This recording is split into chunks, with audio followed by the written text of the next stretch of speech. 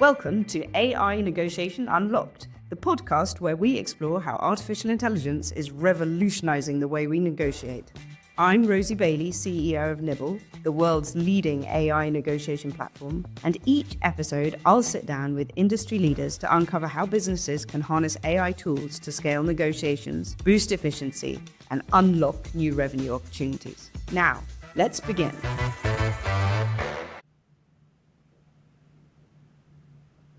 Well, thank you very, very much for joining me, Cyril, and welcome to AI Negotiation Unlocked. Just for a little bit of context for the people listening, Cyril is the CEO at BT Sourced, which has been at the forefront of digital and AI, more latterly AI-driven procurement and transformation. And you were pioneering in data science and very early adoption of AI negotiation through NAMU. And as a result, I'm really thrilled to welcome Cyril Perrott onto AI Negotiation Unlocked. And I'd love to talk about your vision of a digital-first procurement experience because you're definitely one of the most progressive leaders that we have in procurement. And I'm very excited to speak to you today. So welcome. Thank you, Rosie. So just a bit of background.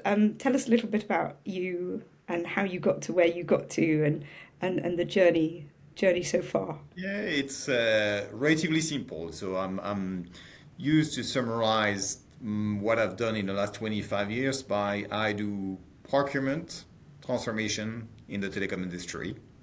So that's relatively simple. I worked for 6 telecom carriers on 3 continents. And usually people are calling me just to change a bit their procurement organization to do, I would say, to implement the best stuff in procurement. And when it comes to AI, it all started back in 2017-18 when I was in the US. And I'm starting to really, anyway, so I'm always in tech, but I started to look at very much into the nascent digital tools that we had in 2017, 2016, 18. Started to have already a kind of garage within the company that I worked before. And then so when I moved to BT in October 2019, in my first 3 weeks, I started to create the BT Procurement Garage, which was the foundation of our digital and then AI transformation of our procurement organization. And so then just demystify what's a digital garage? Because some companies have them, but some companies don't. Yeah, well, it's the good stuff is that what we do for a living, we buy tech. So we've got already an appetite for technology. And when I'm discussing with CPOs, which are not in the technology, so they said, oh, you buy tech for a living, so you're very used to it. So it's probably easier for you to start like the BT Procurement Garage. And the BT Procurement Garage, the idea was an open platform where we will start to work with startup. But the idea was to have much more like a bottom-up approach, meaning that what we did, we put the procurement process on a wall, or obviously printed it on a piece of paper, stick that to the wall. And We love post-it notes, right? Like, yeah, there's exactly. still nothing better. Yeah, exactly. Ask team to put sticky notes to where they believe that they had a pain point into our process. And then I encourage them to go on the market and find any startups that may solve one of those issues. And that's how we started. So meaning that bottom up in a sense that it's the team saying, I've got an issue there. Here I will go and I will look at the market. And then after that, I was allowing them to test the solution and said, okay, go and do a test. And then if you believe that there's any value for us to pick this product, you have to convince your peers that the solution that you picked is the right one to solve this issue. And then if you've got that, we will implement the tool within the organization. So if you look at the big ERP system, or at least at the big e-sourcing systems like AIBA, Evalue, and all this kind of system, usually the decision is made top down because investments are in millions and it will take years. And you cannot really like make a mistake on that because it's hard and it will be an expensive one. Digital helped to flip completely the decision process. Instead of being top down like on the big e-sourcing stuff, you go bottom up and ask your team to find a tool that will solve the issue that they are facing. And you allow them as well to test, fail, test it quickly, fail quickly, and move on if need be, or actually so expand if it works. So because at least when you go and you engage very, very early stage with startup, you can have a kind of friends and family price. So it's easier in that case to test something which is not too expensive. And if you fail, Love the focus on value for money that I yeah, get a lot exactly. in procurement. This is Yeah. great. Yeah. So that's something which is, I believe, at least the digital enable us to do, which is really switching from top-down decision from the CPO imposed to the rest of the organization to the organization is looking for a product or a solution which will solve one of the issues that they have. So that was the big stuff. So that's what we started 3 weeks into BT. With at that point of time, my partner in crime was Adam Brown, and he took the lead on that, and we basically worked on this basis. And then, so as we were engaging with more and more startup, a lot of innovation came our way because we started to make, I would say, a name on the market, as you said at the beginning. I believe, and then so many startups were coming to us. Quite funny because someone that I know came to me recently and said, "Oh yeah, I heard that if we want to be credible on the procurement markets, we need to be on the spider map of Eloise, and we need to be tested by BT Trust." I said, "Well, that's okay. It's a Works. good way." Anyway, so really long story short, changed completely the way the decisions were made, bottom up instead of top down. Allow people as well to test new stuff, convince their peers, and have the right as well to make mistake. Because as I said, so what was at stake in terms of money was not exactly the same order of magnitude than any of these big e-sourcing suites. I find it really fascinating. So you've talked about two things that I find really captivating. One is empowering a team and asking them to persuade their peers. I think that speaks volumes about your culture. But the other thing that I want to ask you about is you said you empowered them to go out and find startups. And honestly, like, I run a startup now, of course I do. But for 20 years, I worked for investment banks who are enormous and highly regulated and risk averse. And I suspect have some similarities in that with telcos. And we never worked with startups. And arguably, the process you've described of identifying a problem and scouting for a solution, the solution doesn't have to come from a startup. So why startups? Why stop? It's because, as I said, something that especially in the procurement world, you had all those big e-suites, so e-sourcing suites, which were there for years. And actually, so even though I've got gray hairs at one point of time, I did not. And I was like a trained a super user of Ariba, something that it's just to tell you how old the Ariba solution is.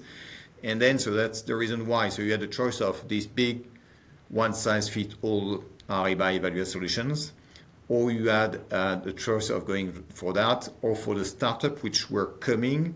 And if you look at the spider map of Eloise, so it was very clear that it was this best of breed approach, and then so every startup was coming and fixing a specific issue. So that's the reason why as well we turned to startups instead of, because it was either the big giants like SAP or the small guys, but nothing in between. Fair enough. And then we had an agreed set of questions, but I'm just diverting a little bit, if you'll excuse me. It's okay. It's fascinating because I can also see I'm newer to procurement than yourself. So Nibble does procurement, but it does negotiation in other areas. But I definitely can see this huge explosion in startup interest in procurement. And I think the AI world and perhaps the agentic world does suit procurement quite nicely. So I can see why. Do you think that will carry on, or do you think those massive companies will either build it themselves or swallow up a couple who have built something that it takes them too long to build, and we'll go back to a world where actually you'll go to one provider? Or do you think this is a permanent change and procurement teams can now pick and choose from startups? In Well, it's an interesting question in a sense that we have now a new chief AI that's just joined the 1st of Jan. And just before December, even though he was not yet with the company, he came with all my peers.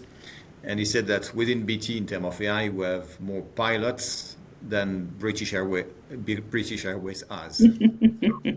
What I can see here, it's very interesting. It's a trend of but in that case, not I would say the SAP versus the startup that I was just mentioning earlier. It's much more like I can sense that a certain number of large corporations wants to say it's nice that we have like this kind of patchy estate of AI a bit everywhere, but we believe that AI will bring even more value if it's like at enterprise level. So yes, maybe, but I don't know what kind of player in that case. It won't be the usual suspects. Like is it And if you look at, Google or yeah, Microsoft or well, something? no, when I'm saying SAP, Oracle, and stuff like that, if you look at there's like a very interesting initiative right now, which is called Human OS. It's in the Middle East in Saudi. Hmm.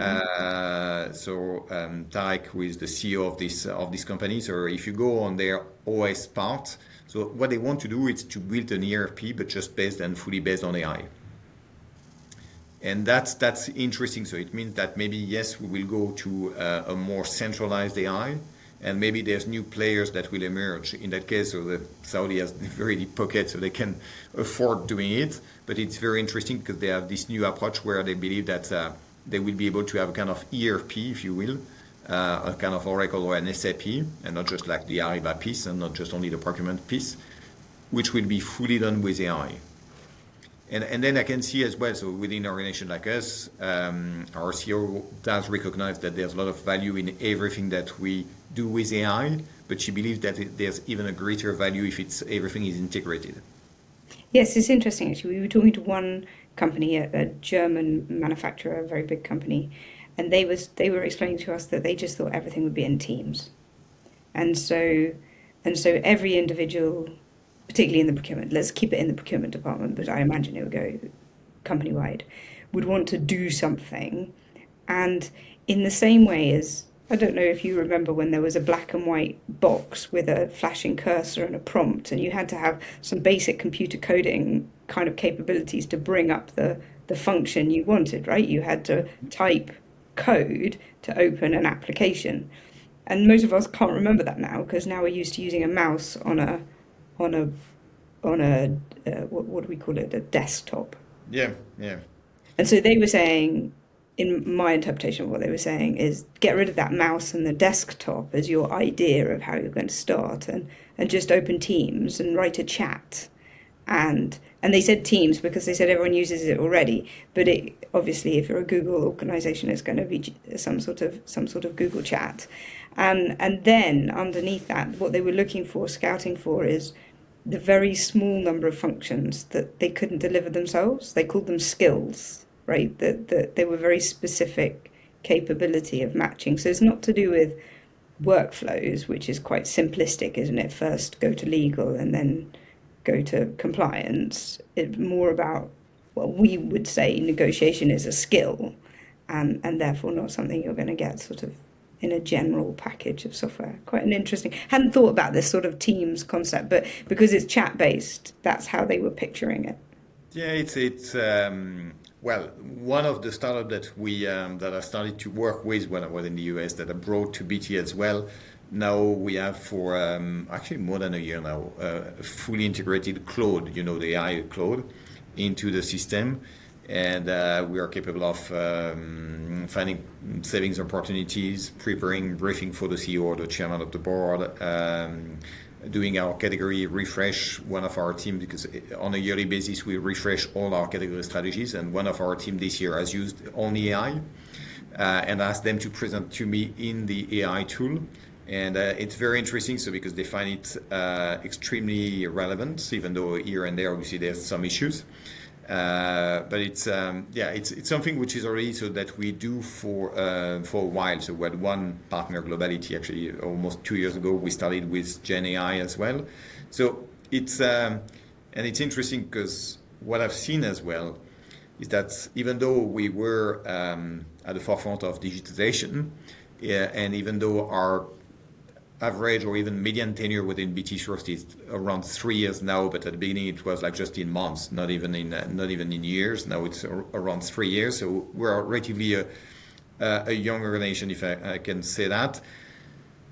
Digital was hard to convince people. So even though for what I explained, so bottom up and all this kind of stuff, some were adopting it, some were adopting it ish.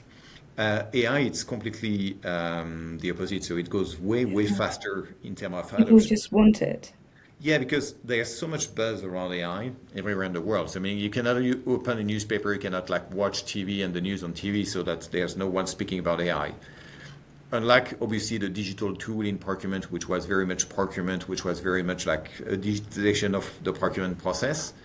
AI, it's something that's everyone. So you open the Guardian, you open whatever, you watch the BBC, and you will hear something about AI on a daily basis. So people understand that they have to cope with it, and they understand as well, so that they have to learn about it as fast as they can. So what I find fascinating, for example, the team to whom we gave AI for their category refresh that we do on a yearly basis, the team that has been given AI, at the end of every week, the senior manager, and it was not one of our ask, the senior manager had a meeting, and they were, like exchanging about their best practice, their Yeah, prompt. prompting and things that we're all learning on the job, right? That we used And to they learn have, how to Google yeah, search things, right? exactly. And they have done something as well, which I was not expecting. So they gave a category to someone who was clueless about the category and said, okay, you will have to present to Cyril this category you're clueless about, but you will use AI to try to be relevant in front of Cyril.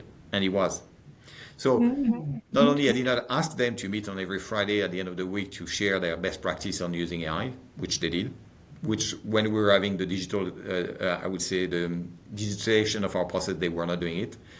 And two, as well, they took an initiative which I did not ask for, which is giving a category to someone who was clueless about the category and trying to make him relevant in front of me using just only AI.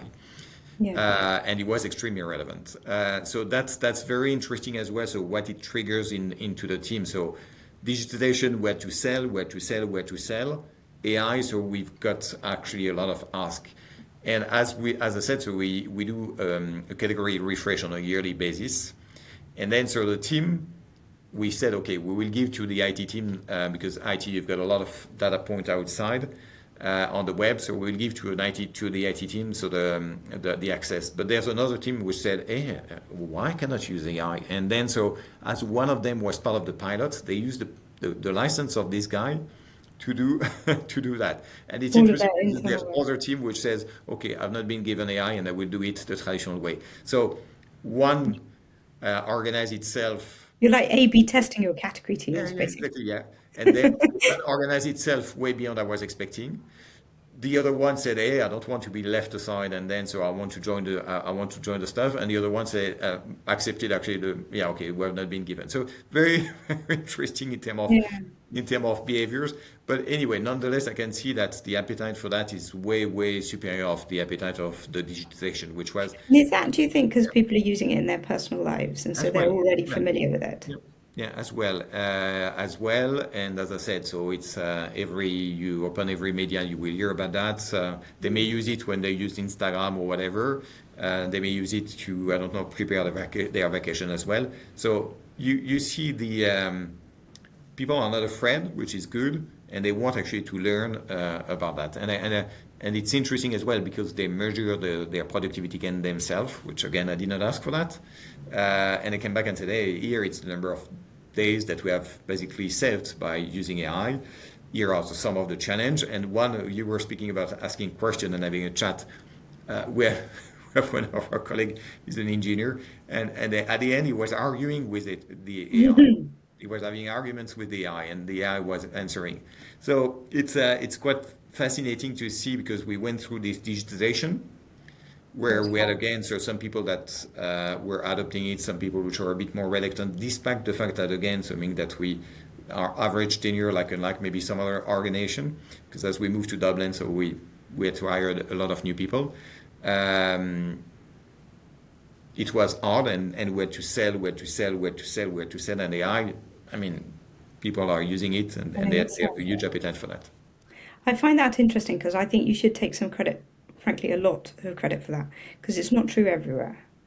Yeah, Lots of places I'm talking to, there's much more reticence, or they hide behind compliance, or they hide behind perceived risk of hallucination, or those sorts of things. And now these are all fair risks, but there are risks of sending emails, right? yeah, There are risks of phishing, and so I find that interesting. I think perhaps you did some of the hard work on that digital transformation. You hired a team Yeah. who set a culture, who said experimentation is all right.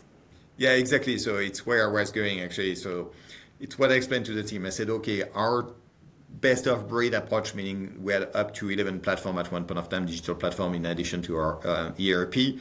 So I had many complaints about, how many platform, and it was all fair complaints, by the way, it's about how many platform that we had, and they were not all stitched together and stuff like that.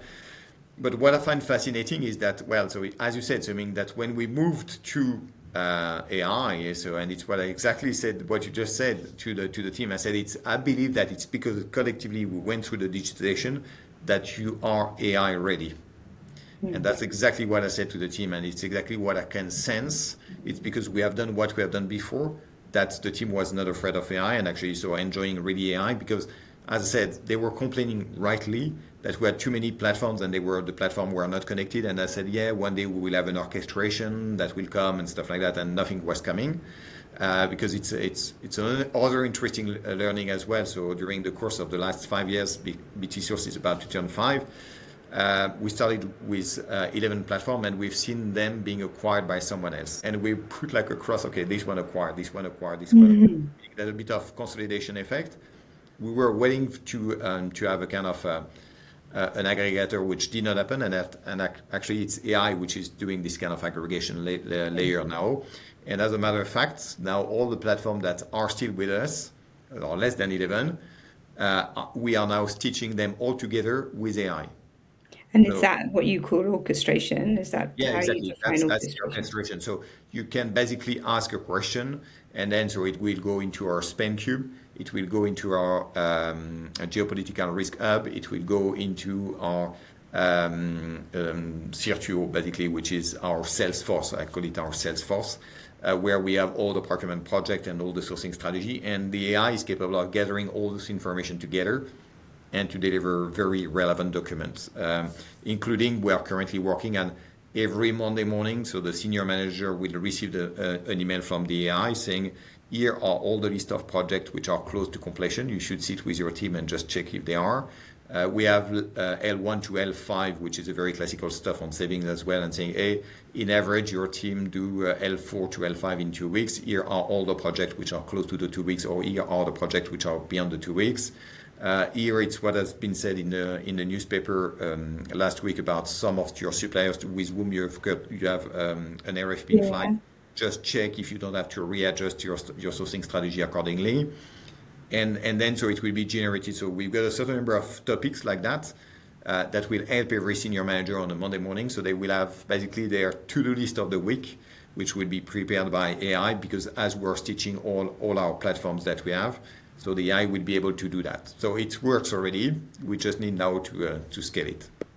I think there's two stages to that. One stage you've talked about is sort of information readiness, like all the information in different places being together so that you can read it and make decisions. I think the thing that's really exciting that may happen, probably will take longer than we all think it should, is the idea that you'll be able to make much more detailed changes. So the kinds of things I'm thinking about is at the moment it may be coded into a workflow and require a developer to change the code to move something. You've probably got a rule saying everything over a certain value needs to go to legal for a second check or something like that. If you had decided that you wanted to recode that workflow so that it didn't need to go to legal unless it was in the following 16 jurisdictions, that in today's world has to go into a development pipeline, and then you probably get locked in a debate about which of these small changes is most valuable and has the greatest return. But you could see a situation where if it's just a set of rules about what needs to be reviewed or not, actually you should be able to write that in natural language and not go to a developer. And you should be able to create a development scenario whereby it's in a sufficiently safe box that you're not changing something that's going to ruin the world, so then a non-development person can make the change. Yeah, so that's the reason why as well from the very beginning of BT Sourced, we hired data scientists and data engineers. So meaning that we are a procurement organization with its own data scientists and data engineers. So that's the team that help us to digitize, and as well, so we developed our own bots in the past. And then it's the team now which is teaching all those platforms together. So basically, all our information are going into Google Cloud, and then so from there, so we do that. So we have already the ability Do you for. call that agents? Sorry, I hate using Sorry? jargon, but then I also kind of want to match it up to the jargon everyone recognizes. Do you call that agents, or that Well, team we coding don't. up things? Yeah, we used to call it bots because it was much more like during the digital phase. But now, yeah, people will call it agent if you want. Yeah. But yeah, that's basically the kind of stuff that we're doing. We have an agent, if we want to call it agent. We called it bot in the past, which is basically reading the earning calls of the vendors and clustering all the sentences or everything which has been said by themes. I mean that everything about China, everything about I don't know, Russia, and stuff like that. And in one case, for example, we pushed back against a supplier that said, "Hey, I need to increase the price," and say, "Yeah, but it's interesting because your CEO in the last earning call said that, that, and that." And we So don't there's think a that reason for helps much. price Yeah. increase. So yeah, now to be fashionable, we'll call it an agent. In the past, we called it a bot. Yes, fair enough. Fair enough. It's hard to keep up. Yeah. So maybe if I can do, we've got a couple of questions that I sent to you that maybe I could do them as sort of quick fire, but Yeah. thinking very much about some of the people. I have to be honest, I think you guys are way ahead culturally, organizationally, and I think there are a lot of people listening who will say it's all very well for them, but what's the first step? What could I actually do? And in 2019 you probably felt the same. So thinking about separating hype from reality, given there's so much buzz, and we talked about the explosion of startups in this space, how do you separate genuinely valuable opportunities from ones that just sound really good? Well, it's as I explained earlier as well. It's because we have this BT procurement garage, which is a kind of lab bench, if you will. So I mean that we can just like take something, sense if it works, doesn't make sense, is a lot of buzz and nothing in behind. So it's really the purpose of this BT procurement garage was not only to be from top down to bottom up, but it was as well as I said. So I mean it's a lab bench. You just like try and say, well, okay, so what you're telling me. So the price of trying is much, much lower, so Yeah, therefore you can try exactly. and Assuming that you do that, um, and that's the way. Because if you start to have, and well, it's again, so my very personal view. So if you start to have like a committee, and if you start to have like you have some you put together a team of I don't know 5 or 10 people together that will look at that. Don't do that. Just like the BT program garage was 3 people, huh? So it's not that many. Go to the easiest stuff, simple stuff. We just signed an NDA, by the way, with the vendors. We did not sign more than an NDA, so take a bit of risk, obviously. Um, but do that because if you start to give to the team that used to work you ERP, okay, now you have to go and you have to be digital or we have to be AI, and they will do that the same way that they used to do, select their ERP or e-sourcing stuff. It's I believe it's a recipe for failure. So I mean that's and that's one point. And the other point, I had a discussion with some of my team members that went to other companies as well. Give them zero money because if you're giving them a budget, they will ask themselves too much question about okay, how I will spend a budget, which one I will take. Just go with zero because as soon as you have zero money, you are way more inventive and you can find solutions. I mean that one of our what of the stuff that we did at the beginning. So when we made startups, said I've got zero money to invest, but if it works, you will be able to have the BT logo, and if it works, by the way, we would be very happy to speak to your investors as well. And so what we have seen, for example, the first startup that joined us at the BT Procurement Garage, they've been able to raise twice as much money as what they were expecting, just because of the BT logo. So it was as well a part of the deal, if you will.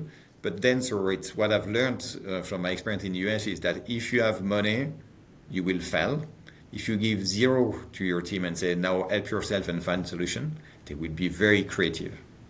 yes, yes, make them try really hard. Yeah, Um, as I said, so some of my former team members that went and then suddenly they had millions to play with. And I said, well, it's the worst stuff that can happen because you will have to go through a process to spend those millions.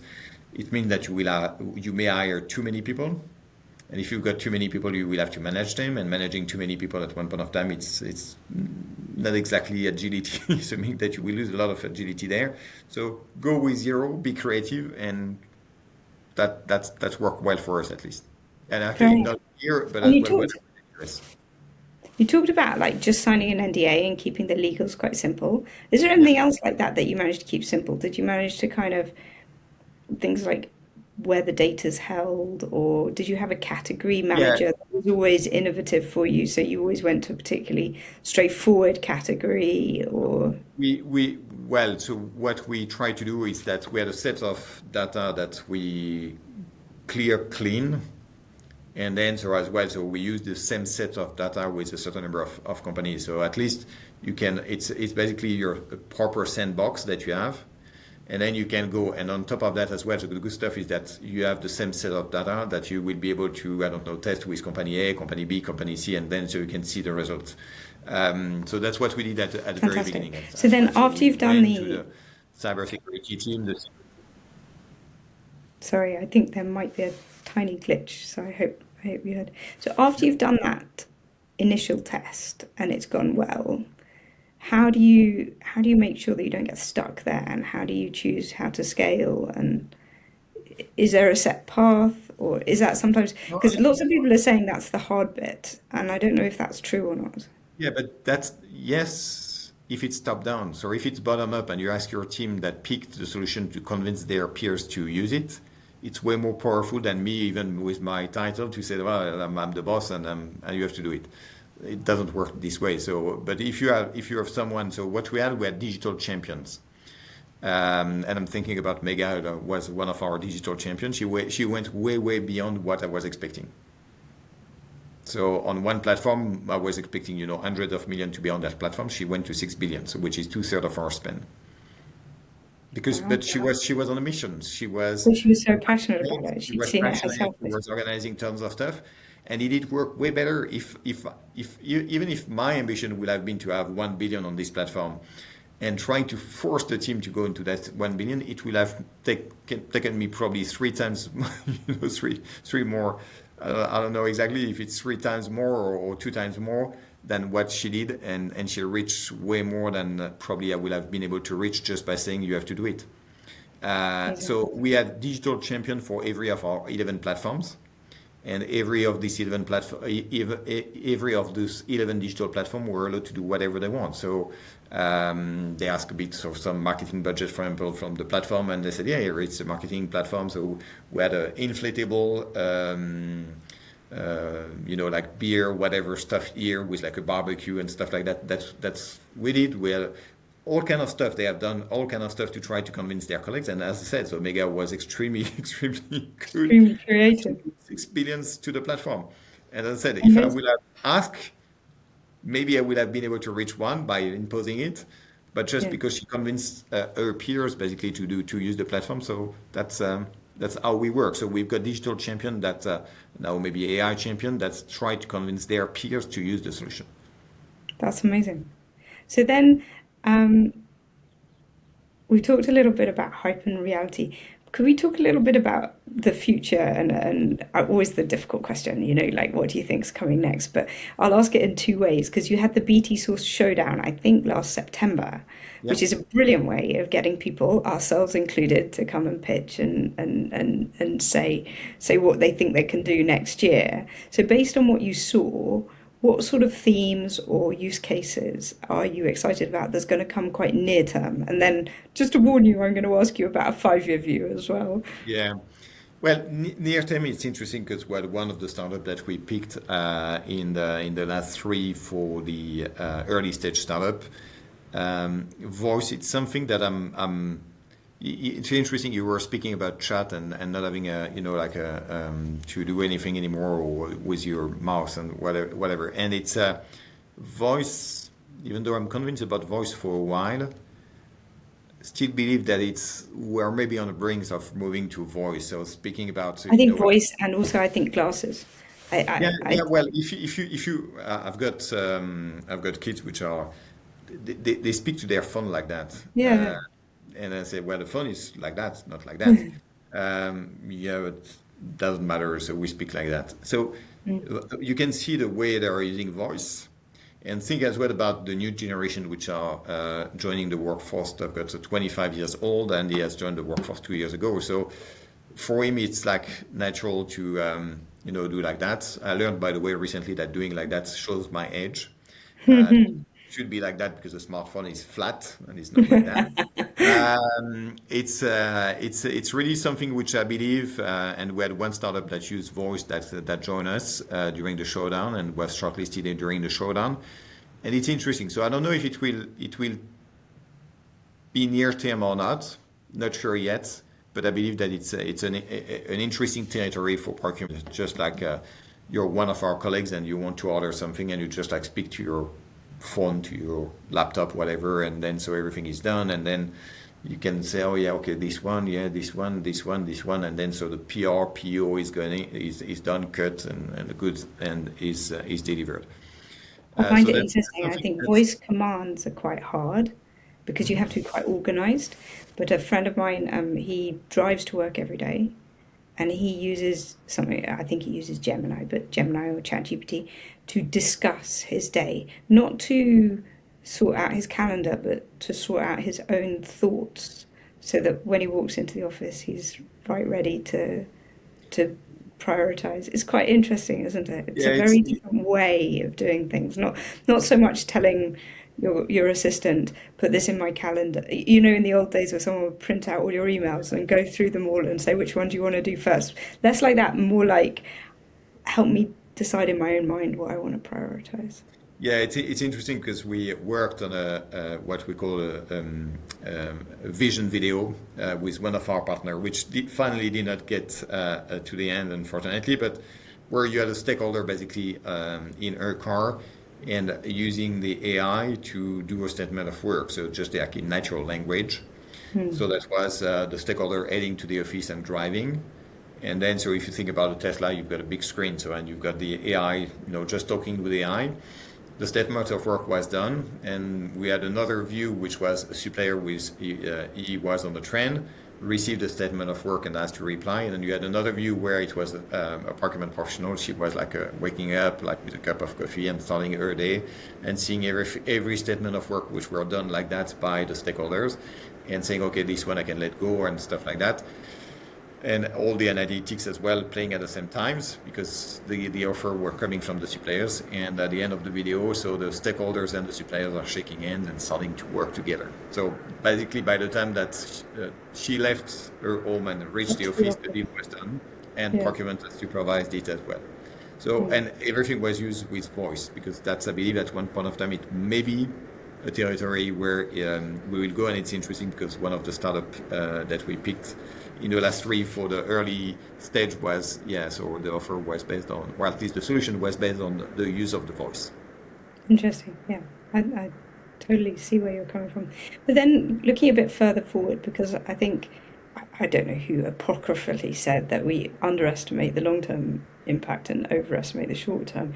And I think we are locked in that. Like when I speak to really big companies, they're still worried about their AI governance board, and when you speak to boards of directors, especially non-executive directors who might feel a little bit nervous and out of touch with AI, there's huge hurdles to mass adoption, I think, of some of these tools, but I think they'll be overcome. And then I think in 5 years' time we'll look back and there will have been seismic changes, but I'm not sure what they are. I don't know if you've got any thoughts. Well, so I'm going to the board twice a year at the risk committee. So obviously I've got this kind of question, and then I'm going twice a year to the responsible business committee that we have as well at the board. So where we said we want to select techs that won't harm any of our stakeholders, meaning obviously customers, but also employees.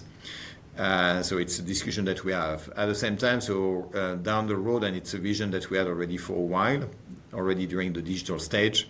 And I know it will be very provocative statements that I would make there. I know that many people will be maybe pissed off by these kind of statements, but what we want to do is to commoditize the commodity manager. Our vision has been for already a while what we called, and it's one of my team members that find that, it's basically the minority report of procurement. So meaning that you've got all the information coming your ways, and bots, or now we call it agents, that will gather, all this information and just prepare a sourcing strategy for you. So much so that we believe that BT Sourced will be maybe well positioned to be one of these massive outsourcing procurement company, because so far you outsource what is, I would say, the non-strategic procurement to Yes, maybe, retail. like Accenture or some people like that. But then one day we believe that the category manager, because we will have commoditized the category manager, so someone will be, I don't know exactly what will be the name, will have a bit like a Wall Street trader, 4 or 5 screens, and all the information coming their way and forming a sourcing strategy. And the person will be able to buy, I don't know, steel for the automotive industry in the morning, telecom in the afternoon for BT, and the next day something else for another industry. So it's basically, when you look at outsourcing of procurement, it's mainly, I would say, the indirect categories which are outsourced. And we believe that AI will enable this commoditization of the commodity managers, and enabling for a company like BT Source to serve multiple industries for their core business, which is something which now they are still keeping in-house.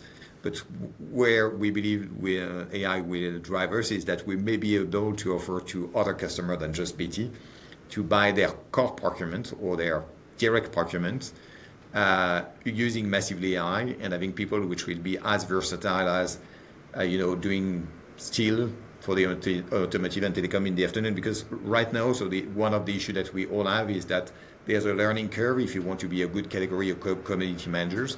There's a long learning curves, even though now AI is squeezing it. And what we're seeing is that one day this learning curve will just completely disappear, and then so BT Sourced will be well positioned to serve multiple industry on their core procurement or direct procurement.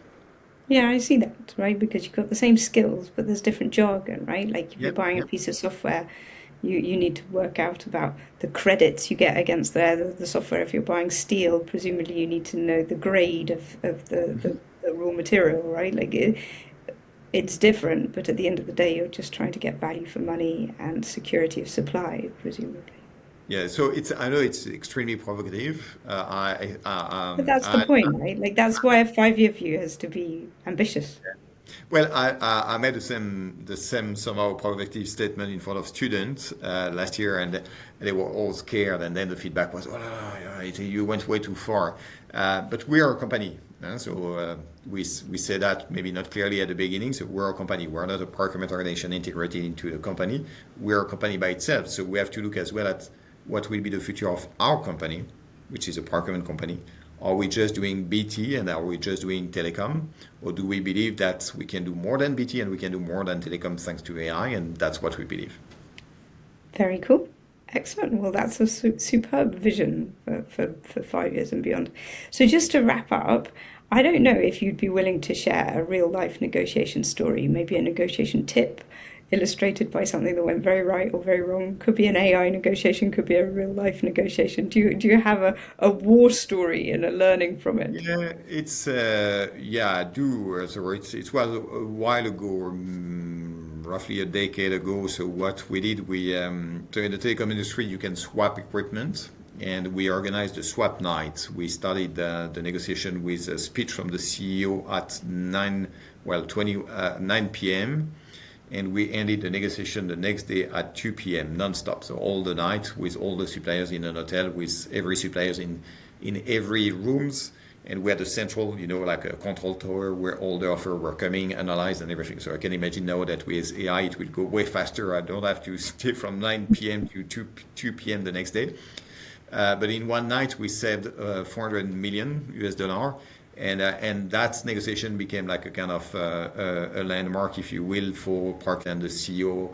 Right? That organization that was reporting to the CEO, but the CEO was very proud. The board heard about the stuff, so and everyone within the organization as well heard about this swap night that we did. So I guess that I might not have spent all the night if AI was already there a decade ago, because all the analysis that we were running in the central team should have been done almost like live during the course of the stuff. So maybe a couple of hours will have been now just needed to get to the same results. But that was something which, and by the way, lesson learned for me as well. I left at 2 p.m. I drove to the airport and I almost fell asleep. So that was not a very good decision. Yeah. But I was heading to a board in another country. So so you have to be mindful and careful. So speaking about, But I think that's interesting because I think AI will allow us to put competitive tension into smaller deals. So presumably that was the biggest deal you were going to do that yeah, it year. was, yeah, And so absolutely. of course everybody wanted to participate. But we're definitely, I think for us this year, 2026, the hot topic will be one-to-many sourcing events, where procurement teams are frustrated that they can't get like competitive bids in because it's too small, it's too much of a rush. But it's now possible to ask for suppliers to log into a platform, give them half a day, and come up with the best outcome, which is quite exciting. We think that's going to be where it's at this year. Absolutely. Excellent. Well, thank you so much for your time. I have loved talking to you and learned a ton. So I really appreciate it. And I'm sure all of our listeners would say the same if they were here. Very good. Thank you. Thank you. Thanks for listening today to AI Negotiation Unlocked. If you're ready to take the next step in transforming your business operations and scaling your negotiations with AI, be sure to subscribe and leave us a review wherever you listen to podcasts. Want to learn more about how Nibble can empower your business? Visit us at nibbletechnology.com or follow us on social media for updates and insights. Stay curious, keep innovating, and we'll see you next time on AI Negotiation Unlocked.